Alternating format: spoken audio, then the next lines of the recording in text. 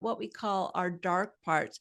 Usually that darkness or that trauma, that pain is there for a reason, right? So we usually often these parts formed when we were really young. We developed ways of trying to deal with, cope with life, cope with our hurt, cope with our pain.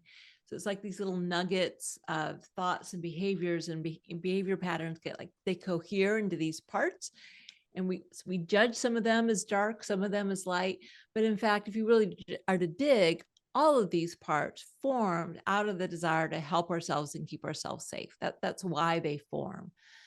And so just to the extent that you can remember that this, it's not bad, it's maybe just misguided, not helpful, but its goal is to try to help us. Like when we come from a place of compassion, we're really embodying, you can call it your higher self, your wise self, there's a lot of different names for it.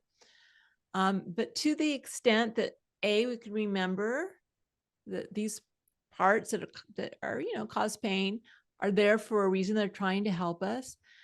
To the extent that we can remember that they do not, we are more than that.